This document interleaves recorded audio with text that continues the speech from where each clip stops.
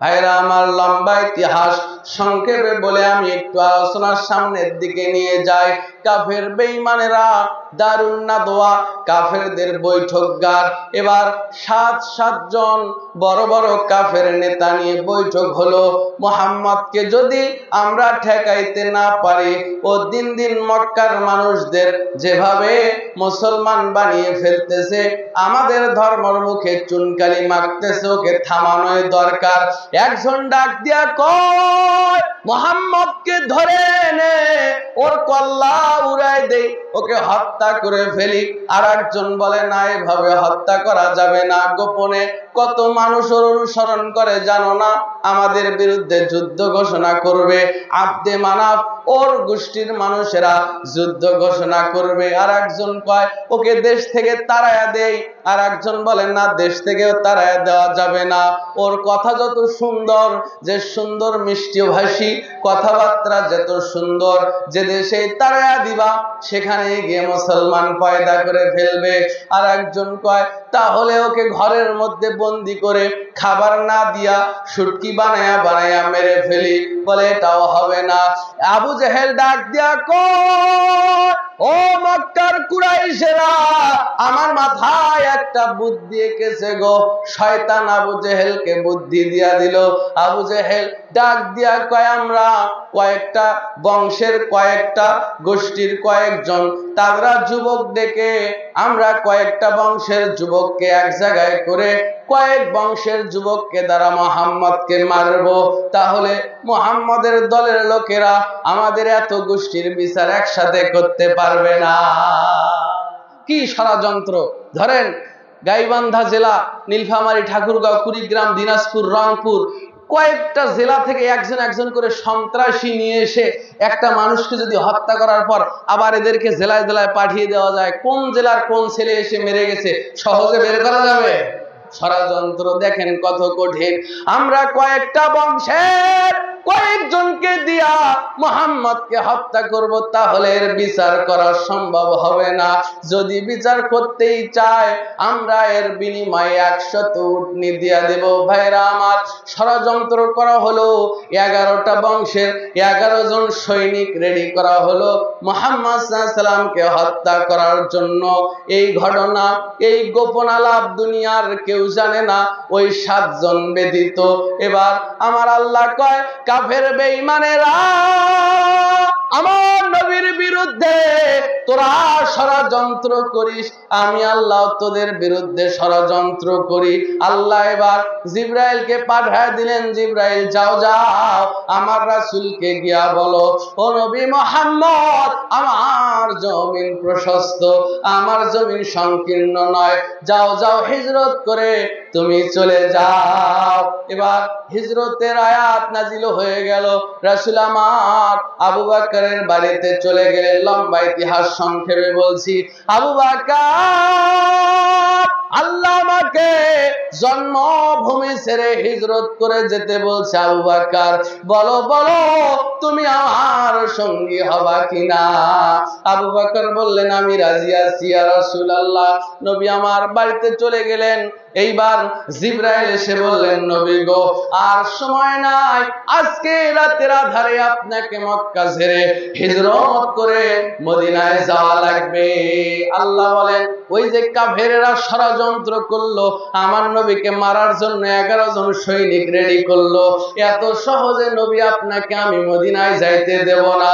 ও নবী মুহাম্মদ, আমি আল্লাহর ষড়যন্ত্র হলো ওদের সামন দিয়ে আপনাকে মদিনায় পাঠিয়ে দেব। একজন কাফেরও আপনার কোনো ক্ষতি করতে পারবে না। জোরে বলেন সুবহানাল্লাহ। এবার যে কোনো ভাবে তারা জানতে পেরেছে যে মুহাম্মদ হয়তোবা এলাকা ছেড়ে চলে যাবে। এবার ওরা এসে মুহাম্মদ সাল্লাল্লাহু আলাইহি ওয়াসাল্লামের দরজায় দাঁড়ায় গেল, বাড়িটা ঘেরাও করে নিল 11 জন তাগড়া যুবক। এবার রাসূল আমার হিজরতের আয়াত পাওয়ার পরে এবার একটু অস্থির হয়ে গেলেন। আল্লাহ পাক আবার আয়াত নাজিল করে গয়, নবী মুহাম্মদ, ও নবী গো, আপনি অস্থির হবেন না, আপনি ধৈর্য ধারণ করেন, আপনি তো আমার চোখের সামনে আছেন।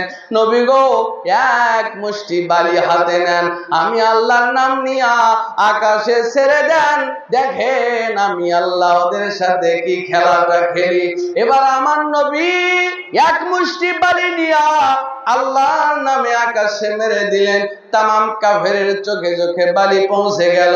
রাসূল ওদের সামন দিয়ে পার হয়ে গেল। ওরা চোখ টিপতেছিল, একজন কাফেরও রাসূলকে দেখতে পায় না। রাসূল আমার আবু বকরের বাড়িতে গেলেন, দরজায় গিয়া করাঘাত করলেন, দরজাটা খুলে গেল।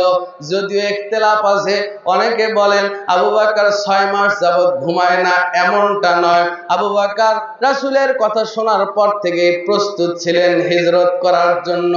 এইবার আবু বকরের কন্যা ছোট্ট মেয়েটা প্রতিদিন কাপড় গোছায় রাখতো, নাস্তা রেডি করে রাখতো, লম্বা সফরে যাবেন, প্রত্যেক দিন প্রস্তুত নিয়েই থাকতেন আবু বকর হিজরত করার জন্য। এবার আবু বকরকে সঙ্গে নিয়ে আমার রাসূল মদিনার পথে রওনা দিলেন। বলেন তো, মরুভূমির বালির মধ্যে দিয়ে যদি দুইজন ব্যক্তি হেঁটে যায়, পায়ের দাগ পড়ে কি পড়ে না? আবু বকর এবার রাসূল আবু বকরকে সঙ্গে নিয়ে যায়, আর ফিরে ফিরে কাবার দিকে তাকায়, ডাক দিয়ে বলে, জন্মভূমিকে ছেড়ে যেতে চায় গো। হযরতে রাসূল দু চোখের পানি ছেড়ে দিয়া হাউমাউ করে কাঁদে আর বলে, কাবা, বড্ড আশা ছিল তোর খেদমত করব, মক্কাবাসীরা তা করতে দিল না। রাসূল আমার দু চোখের পানি ছেড়ে কাঁদতে কাঁদতে ওই মক্কা ছেড়ে মদিনার পথে চলে যায়। সুবে সাদেক হলো, যখন সকালের আলো ফুটলো গো, রাসূল এবং আবু বকর একটা পাহাড়ের গর্তে আশ্রয় নিল। লম্বা ইতিহাস। কাফের বেঈমানেরা এবার ঘোষণা করে দিল, মুহাম্মাদের জ্যান্ত হোক কিংবা মৃত হোক, যে ব্যক্তি মুহাম্মাদের মাথাটা কেটে এনে দিতে পারবে, সবচাইতে দামি দামি 100 লাল উটনি পুরস্কার দেওয়া হবে।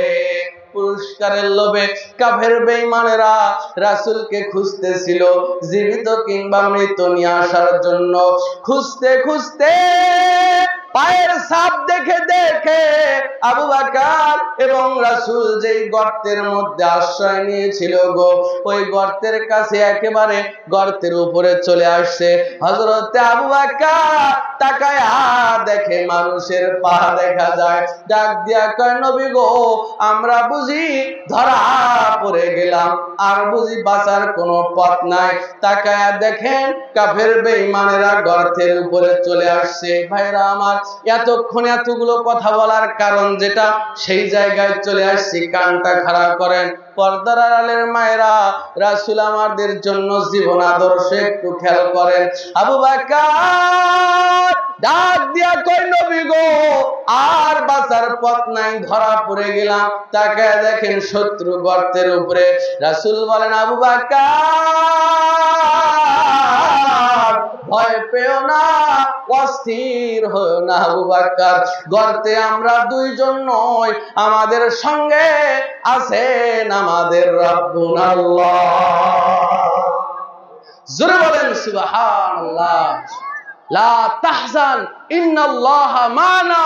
আবু বকর, চিন্তা করো না, আমাদের সাথে আমাদের রব আছে। জোরে বলেন সুবহানাল্লাহ। আপনি তাওয়াক্কুলটা কি পরিমাণ বুঝতে পারছেন? শত্রু উপরে নিচের দিকে তাকালেই দেখতে পাবে, দেখতে পেলে হত্যা করে ফেলবে। এই অবস্থাতেও রাসূল বলছেন, চিন্তা করো না, আমাদের সাথে কে আছে? আল্লাহ আছে। আল্লাহর উপর ভরসা, তাওয়াক্কুলের কি দৃষ্টান্ত আমার রাসূল রেখে গেছেন।